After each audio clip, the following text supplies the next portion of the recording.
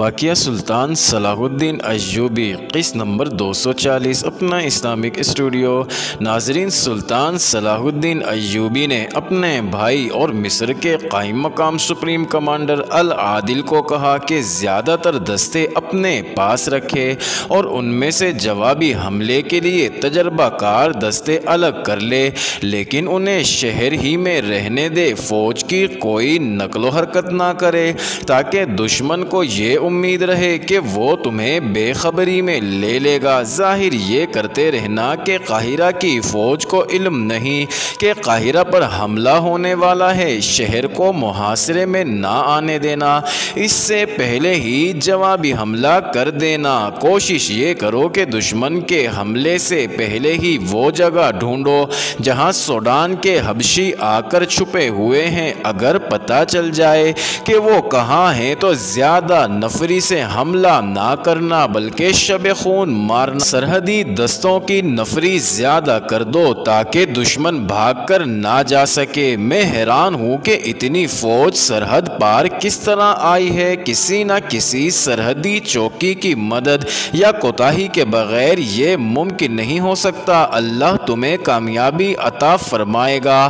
دشمن رسد اور کمک کے بغیر نہیں لڑ سکے گا۔ سرحد کو مضبوطی سے بند کر دینا، لڑائی کو تول دینا تاکہ دشمن بھوک سے مرے۔ میں تمہیں عملاً بتا چکا ہوں کہ دشمن کو بکھیر کر کس طرح لڑایا جاتا ہے۔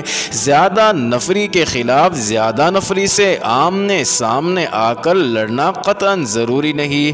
مجھے توقع نہیں تھی کہ القندبی غدار نکلے گا، پھر بھی میں حیران نہیں۔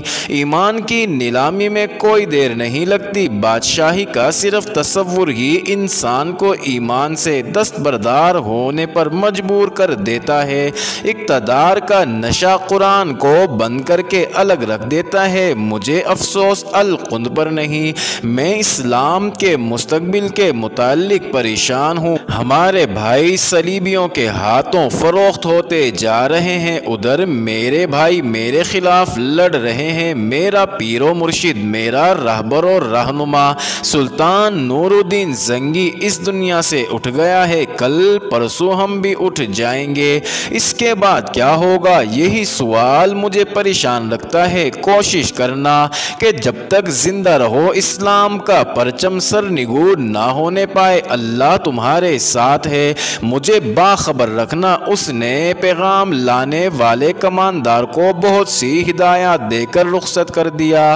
ناظرین، مصری فوج کے چند ایک دستوں کو دو دو چار چار کی ٹولیوں میں تقسیم کر کے بھیج دیا گیا کہ وہ گھوم پھر کر دشمن کے اجتماع کو ڈھونڈیں۔ اس دوران اس سرحدی چوکی سے جس کا کمانڈر زہرہ کے ساتھ لاپتہ ہو گیا تھا، ایک سپاہی نے قاہرہ آ کر رپورٹ دی کہ چوکی کا کمانڈر چند دنوں سے لاپتہ ہے۔ سپاہی نے یہ نہ بتایا کہ ان کی چوکی پر ناچ گانا ہوا تھا اور ایک رقاصہ کمانڈر کے خیمے میں گئی تھی۔ اس اطلاع سے شک ہوا کہ وہ دشمن کے ساتھ مل گیا ہے اور اسی کی مدد سے دشمن اندر آیا ہے۔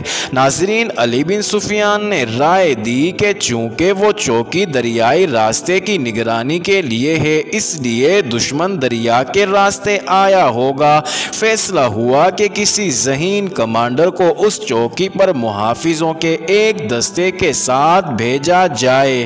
ناظرین، چوکی کا کمانڈر اور زہرہ حبشیوں کے قبضے میں تھے، لیکن قید ہوتے ہوئے بھی وہ قیدی نہیں تھے۔ انہیں جو لباس پہنایا گیا تھا وہ پرندوں کے رنگ برنگ پروں کا بنا ہوا تھا۔ جس کمرے میں انہیں رکھا گیا تھا اسے پروں اور پھولوں سے سجایا گیا تھا۔ انہیں خاص قسم کی غذا کھلائی جا رہی تھی۔ حبشیوں کے مذہبی پیشوا ان کے آگے سجدے کرتے اور کچھ بڑبڑا کر چلے جاتے تھے۔ کسی اور کو ان کے قریب آنے کی اجازت نہیں تھی۔ ایک بار انہیں درخت کی مضبوط ٹہنیوں اور پتوں کی بنی ہوئی پالکیوں پر اٹھا کر دریا میں نہلانے کے لیے لے جایا گیا تھا۔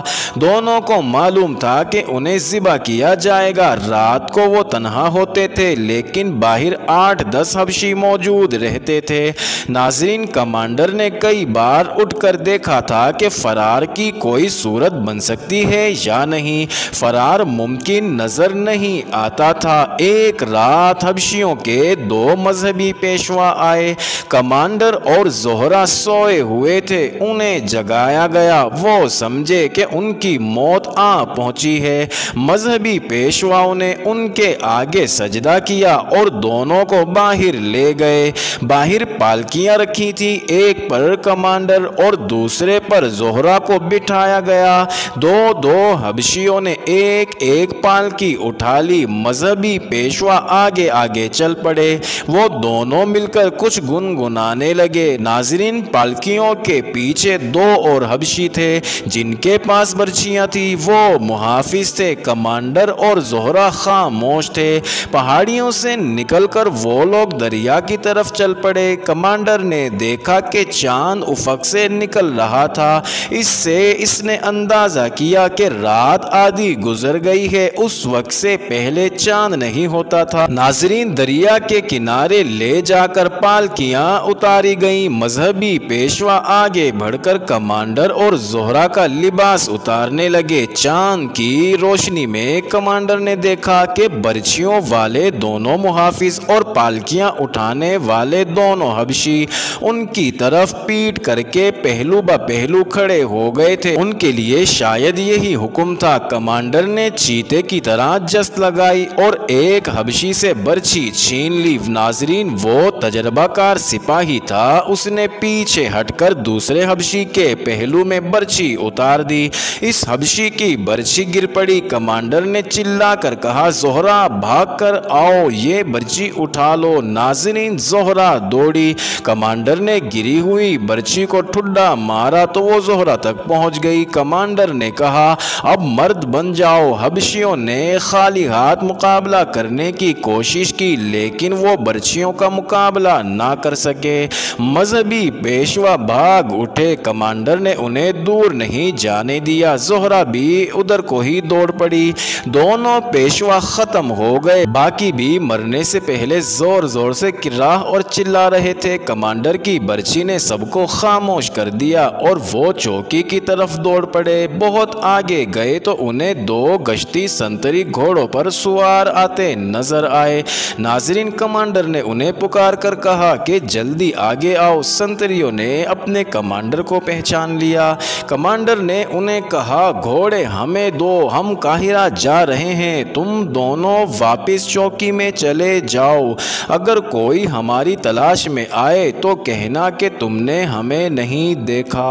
معزز ناظرین، یہ انٹرسٹنگ ویڈیو جاری ہے۔ اگلی ویڈیو قسط نمبر 241 میں دیکھنا مت بھولیے گا۔